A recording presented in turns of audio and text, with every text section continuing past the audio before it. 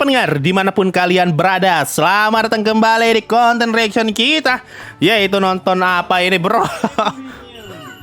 Pecinta baru saja mengirimkan 10.000. Sudah nonton apa aja bang? Orang sudah opening semangat dipotong kambing.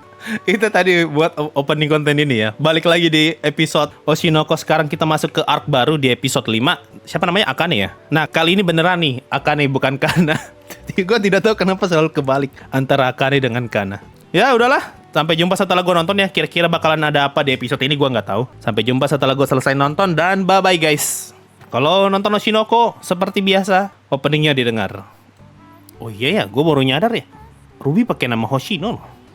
Oh iya, sebelum kita lanjut ya, di sini ada satu kalimat, kayak selalu Kana keluarin kalimat-kalimat bagus gitu loh.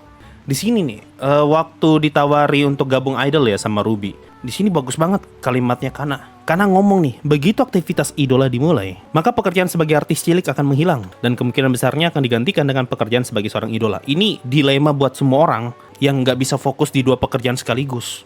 Bayangkan kalau misalnya, jangan jauh-jauh lah, contohnya gue aja lah. Gue kan fokus banget di YouTube nih. Kalau misalnya suatu saat gue dapat kerjaan lain dan gue nggak bisa fokus di YouTube, mau tidak mau gue bakal tinggalkan YouTube karena misalnya pekerjaan lain itu lebih menguntungkan daripada YouTube. Nah kayak gini nih, ini dilema banget. Tapi masalahnya YouTube ini udah jalan, sedangkan pekerjaan baru ini belum jelas nih. Apakah bakalan sebesar YouTube atau tidak? Nah ini persis nih dilema yang bakal dihadapi semua orang kalau misalnya punya kerjaan yang sudah mapan, tapi di lain sisi ada opportunity yang lebih besar daripada yang dia miliki saat ini. Ini juga salah satu keresahan gue sih sampai saat ini. Aduh, memang Kana nih paling relate sih. Gue paling relate sama Kana, sumpah. Aduh anjir, bagus banget karakternya. Untuk saat ini gue bilang karakternya Kana paling bagus. Gue belum tahu ya karakter yang lainnya. Kalau misalnya sampai akhir nggak bisa ngalahin Kana sih, gue bakal bilang Kana the best karakter sih. Ini kalimat bagus nih yang dibilang sama si Mbak ini, gue nggak tahu namanya siapa, gue nggak ingat. Di sini bagus banget. Ini bagus buat sindiran ke mahasiswa. Meskipun ini tentang idol ya, tapi ini bisa relate buat mahasiswa. Dia ngomong gini nih, kalau membicarakan persiapan debut idola baru, dulu mereka bagi brosur jalanan dan ikut konser dengan idola lain. Catat tuh, jalanan. Namun sekarang zaman sudah berbeda. Sekarang budaya idola berpusat di internet. Ini bisa relate untuk anak-anak mahasiswa sih, terutama buat yang suka demo. Maksudnya ya, demo sampai bikin kacau tuh kayaknya udah nggak efektif ya. Sekarang mah lebih efektif lu bersuara di TikTok, di YouTube gitu, biar viral. Kayak kasusnya Bima kan, itu rame banget kan di internet, makanya sampai presiden pun tahu. Bayangkan kalau misalnya masih pakai cara lama lah, turun ke jalan, bikin macet, ngasih rusak properti. Kayaknya nggak akan seefektif kalau misalnya ngomong di internet. Gitu, ini relate nih buat banyak orang. Terutama mahasiswa yang masih suka demo pinggir jalan ya. Nggak masalah sebenarnya demo di pinggir jalan, tapi pikirkan juga cara yang lebih efektif gitu, daripada semua resource habis di sana kan. Di sini kata YouTube tidak disensor ya, biasanya tuh YouTube disensor loh. Ada YouTuber kayak begini tidak pakai baju, ini mah kena dolar kuning. Ada YouTube kayak begini tidak pakai baju, tidak pakai celana, kena dolar kuning. Ini mah 1 bulan tidak tahan channelnya nih. Anak kecil lagi yang nonton. Pendapatan tahunannya 100 juta. Tuh kan orang-orang abang-abang tidak pakai baju ini pak bisa dapat 100 juta dari YouTube. Bikin apa saya pakai baju ini? Sia-sia. Tuhan. Maafkan aku karena sudah meremehkan kemampuanmu. Sia-sia kita pakai baju bapak. Dia memberikan edukasi bang olahraga. Kerasa banget pak ini siaran-siaran Jepang kayak gitu tuh. Suka make simbol-simbol kayak tadi. Anjir, green screen lagi. Sudah berotot, sengaja banget pak biar dijadikan meme. Nyanyi lagi. Iya, bener nih sarannya. Buat gue sih bener. Salah satu cara untuk cepat naik tuh dengan kolaborasi. Apa istilahnya tuh orang sering bilang tuh panjat sosial atau pansos. Jadi dengan lu collab sama YouTuber besar, lu bakal lebih gampang dikenal dan lebih gampang nyari subscriber. Istilah kasarnya tuh pansos. Dah, itu tadi untuk episode 6. 5 atau 6 ya? 5 kayaknya. Iya, episode 5 Oshinoko. Bagus. Oh ya, rating. Astaga, gue nggak bisa cek rating, mal dihack. Oh, gimana caranya kita cek rating? Malnya dihack, bro. Mau ngecek rating gimana coba? Nanti ya, minggu depan lah kita cek ya. Minggu ini kita skip dulu untuk ratingnya mal. Oh, tapi nih, di sini kelihatan kok. Ini nggak tahu ya kapan, tapi Oshinoko terakhir kali ratingnya tuh di 9,05 dan sekarang turun ke peringkat 8. Di sini ada di Google, walaupun nggak bisa dibuka ya. Minggu lalu berapa ya? 9,13 kayaknya. Dikit lagi nyentuh 8 nih. Oshinoko yang malah random karena Pieyon. Iya, gue betul-betul nggak nyangka gitu tiba-tiba ada karakter kayak gini di Oshinoko. Kita dibikin senang dulu kan sebelum masuk drama yang berat. Cuma gue kaget sih di bagian itu. Di bagian yang Piayon ngomong tuh kalau pendapatan tahunanku 100 juta, gila. 100 juta bagi 12. 7-8 juta lah Piayon dapat sebulan. Cuma gitu tadi tuh, senam tuh. Wah, GG. Oh iya 100 juta yen ya. Oh iya 100 juta yen anjir. Pintar. 100 juta yen berapa rupiah? 10 miliar. Gila. Ini 100 juta betulan ini. Coba gue ganti jadi bahasa Inggris ya. Gue gak percaya anjir. Betulan 100 juta. 100 juta yen itu 10 miliar bapak. Wah. Gue kira 100 juta rupiah. Wah, anjir 10 miliar 1 tahun. Waktunya kita pindah ke Jepang guys. Kalau 1 tahun bisa dapat 10 miliar ya. Jadi YouTuber 1 tahun aja di Jepang baru balik. Sudah jadi orang kaya kita. Ayo kita ke Jepang guys jadi YouTuber. Lumayan lah modal 50 juta ke Jepang gitu ya. Kalau bisa jadi YouTuber di sana dapat 10 M mah. Udah cuan itu. Baru kita balik ke sini nih. Nggak usah bawa piala, jangan. Nanti ditagih kalau kita bawa piala. Kita bawa AdSense doang. Nah, gila 10 miliar.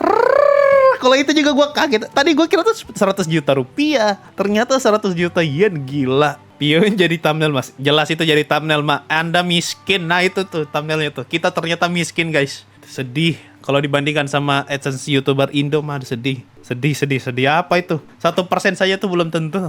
Om tidak pakai baju bisa dapat 10 miliar 1 tahun. Anda bikin apa kerja mati-matian? Sebenarnya bukan Jepang yang tinggi sih, kita aja yang rendah. Wih, berarti Memco yang YouTuber tadi tuh orang kaya dong. Kalau misalnya abang-abang yang berotot aja tuh bisa dapat 10 M ya setahun. Memco bisa dapat lebih dong. Wah, kalau gue jadi Memco mah ngapain gue jadi aktor pak? Fokus YouTuber aja dapat segitu. Daripada jadi aktor banyak dramanya ya. Mending fokus nge-YouTube gitu. Tidak usah pusing sama drama. Penonton Piayon, anak-anak wajar view-nya. Justru gini, kalau lu tahu YouTube ya, channel anak-anak tuh harusnya nggak ada uangnya. Karena gara-gara itu yang kalau lu ingat pernah ada kasus Kopa, dari Kopa nuntut YouTube kalau atau gimana gitu, gara-gara dituduh memanfaatkan data dari penonton yang masih kecil. Nah, gara-gara itu jadi ada peraturan, waktu lu upload ditanya nih ini video buat anak-anak atau bukan. Kalau lu pilih buat anak-anak, artinya kolom komentarnya mati, dolarnya jadi dolar kuning. Artinya uangnya dikit, channel YouTube yang khusus buat anak-anak. Nah, Piayon kan target pasarnya anak-anak. Dapat uang dari mana dia ya? Dikumpulin bang makna kehidupannya aja di episode ini. Oh ya, makna kehidupannya ternyata kita semua miskin dibandingkan abang-abang YouTuber yang gak pakai baju. Itu makna kehidupan pertama. Makna kehidupan kedua, seperti yang dikatakan sama Kana di awal tadi, soal dilema dalam mengambil pekerjaannya. Oh, sama soal itu, yang Miyako bilang, ini sekarang sudah dunia internet, sebaiknya kita jangan pakai cara yang lama. Nah, ini relate buat para mahasiswa. Berhubung gue dulu mahasiswa juga, gue bisa relate lah dengan permasalahan kayak gitu ya. Oh, sama satu lagi sih, gue cuma kasih tahu ya, ini bahaya. Kalau lu bikin konten joget-joget, kayak si siapa nih yang om-om tidak pakai baju ini di depan green screen, itu bahaya karena bisa diedit gila-gilaan sama netizen. Kasusnya tuh kalau lu ingat kayak kasusnya apa lagi sinetron Indonesia tuh yang sempat bocor green screennya, itu kan langsung rame internet tuh diedit macam-macam, masuk kuburan lah, masuk neraka lah, apalah. Seberbahaya itu kalau lu asal bikin konten dan di belakangnya green screen. Sama lagunya bagus sih waktu si itu nih, si om-om tidak pakai baju nih, siapa lah namanya. Gue denger lagu ini tuh di Speed 2 dan nadanya tuh mirip kayak leng. Apa tuh lagunya siapa tuh? Project Pop. Apa judulnya? Metal versus Dugem. Ya, mirip nadanya sama lagunya Project Pop yang Metal versus Dugem. Makanya gue kayak tidak asing pas nonton scene ini. Project Pop ternyata. Collab emang benar. Iya, sama satu lagi soal tadi tuh collab. Kalau lu pengen jadi YouTuber dan cepat naik subscriber, collab. Dan kolaborasinya itu sama channel yang besar ya. Jangan lu kolaborasi sama channel yang kecil. Sama aja. Harus satunya besar, satunya kecil. Meskipun konsekuensinya lu bakal dianggap pansos. Itu konsekuensinya. Bener yang dibilang sama si om-om tidak pakai baju ini. Sama tadi tuh dibilang juga soal ini, kan ditanya tuh sama si om-om tidak pakai baju ke Kana sama Ruby, gimana caranya biar cepat dapat subscriber. Nah, dibilang tuh salah satu caranya adalah upload tiap hari. Nah, Piayon tuh bener tuh, si om-om tidak pakai baju bener. Dia ngomong, masalahnya lu sanggup nggak upload tiap hari? Itu adalah hal yang paling sulit, upload tiap hari. Sulit, konsisten. Apalagi kalau lu baru-baru mulai ya, baru-baru mulai nge-YouTube, belum ada pemasukan, tidak ada kerjaan lain selain YouTube, dianggap pengangguran, baru harus bikin konten tiap hari yang belum tentu menghasilkan. Aduh, itu sulit sekali konsistennya. Bener tuh yang dibilang sama Piayon. Ya, itulah untuk hal-hal yang bisa kita ambil dari episode ini ya. Menarik banget, karakter Pieyon tuh betul-betul di luar ekspektasi. Gue nggak nyangka bakalan ada karakter kayak gini. Sama ini, Pieyon ini bisa bilang konsisten loh. Bahkan tidak di depan kamera masih tetap pakai itu. Apa namanya nih? Helm, penutup kepala. Konsisten dia, tetap menjaga karakter. Tetap tidak pakai baju, meskipun tidak di depan kamera. GG. Tapi apa tidak mencurigakan ya? 2 orang perempuan diajak masuk ruangan sama Om tidak pakai baju buat nge-record. Ini mah mencurigakan nih. Apa jangan-jangan ternyata Om Pieyon ini punya bisnis di belakangnya. Ternyata Om Pieyon dapat 10M bukan dari YouTube, tapi dari fans, hanya fans. Ya, itulah mungkin ya pelajaran yang bisa diambil dari episode ini.